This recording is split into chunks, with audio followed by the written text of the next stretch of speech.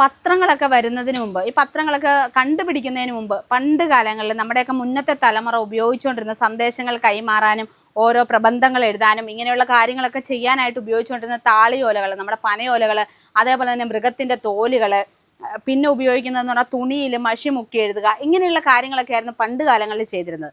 അതിനുശേഷം നമ്മൾ പേപ്പർ കണ്ടുപിടിച്ചു. പേപ്പറുകളിലൂടെ അതിൻ്റെ പുതിയ പുതിയ അപ്ഡേഷൻസ് വന്നു. ഇപ്പോൾ പല വെറൈറ്റിയിലുള്ള പേപ്പറുകൾ, നല്ല മിനുസമുള്ള ഗ്ലേസിംഗ് ഉള്ള പേപ്പറുകൾ, മാഗസിൻ്റെ ഒക്കെ പേപ്പറുകൾ എന്ന് പറഞ്ഞാൽ ഭയങ്കര സോഫ്റ്റ് ആയിട്ടുള്ള മിനുസമുള്ള പേപ്പറുകളാണ്. അപ്പോൾ അങ്ങനെയുള്ള വെറൈറ്റി ഒരുപാട് പേപ്പറുകൾ ഇപ്പം നമുക്ക് വിപണിയിൽ ലഭ്യമാണ്. അപ്പം നമ്മൾ പറഞ്ഞു വന്നത് വേറൊന്നുമല്ല, ഈ പേപ്പറുകളൊക്കെ ഉണ്ടാക്കാനായിട്ട് ഉപയോഗിക്കുന്ന ഒരു മരത്തെ നിങ്ങളെ ഒന്ന് പരിചയപ്പെടുത്താമെന്ന് വിചാരിച്ചു.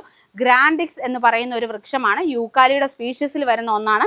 അപ്പോൾ ആ മരം നമ്മൾ ഏറ്റവും കൂടുതലായിട്ട് ഉപയോഗിക്കുന്നതെന്ന് പറഞ്ഞു കഴിഞ്ഞാൽ പേപ്പർ നിർമ്മാണത്തിനാണ്. നമ്മൾ A4 ഷീറ്റുകൾ പോലുള്ള ഷീറ്റുകൾ, മാഗസിൻ്റെ ഗ്ലേസിംഗ് ഉള്ള ഷീറ്റുകൾ, അത്ര ക്വാളിറ്റി ഉള്ള പേപ്പറുകൾ ഉണ്ടാക്കാനായിട്ട് ഉപയോഗിക്കുന്നതാണ്. അപ്പോൾ ഈ മരത്തിൻ്റെ ഒരു നെഗറ്റീവും ഉണ്ട്, അതേപോലെ തന്നെ ഇതിന് കുറച്ച് പോസിറ്റീവ് സൈഡുകളുണ്ട്. ഇതിൻ്റെ പോസിറ്റീവ് എന്ന് പറഞ്ഞാൽ വ്യാവസായിക അടിസ്ഥാനത്തിൽ ഈ മരം കൃഷി ചെയ്യുന്നത് എന്തുകൊണ്ടും ലാഭകരമാണ്. കാരണം എന്ന് വെച്ചാൽ കൃഷിക്കാർക്ക് ഇത് പെട്ടെന്ന് വളരുന്ന മരമായതുകൊണ്ട് തന്നെ പെട്ടെന്ന് ലാഭം ഉണ്ടാക്കാനും മുടക്കു മുതലിനേക്കാൾ കൂടുതൽ വരുമാനം ഉണ്ടാക്കാനും സാധിക്കുന്നുണ്ട്.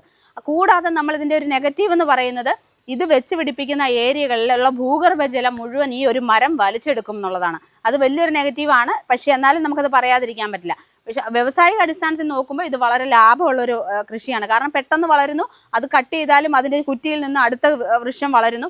അപ്പോൾ അങ്ങനെ കൃഷിക്കാർക്ക് അത് വമ്പൻ ലാഭം ഉണ്ടാക്കുന്നതാണ്. അപ്പോൾ ഇതിനെക്കുറിച്ച് ഒരുപാട് കാര്യങ്ങളുണ്ട്.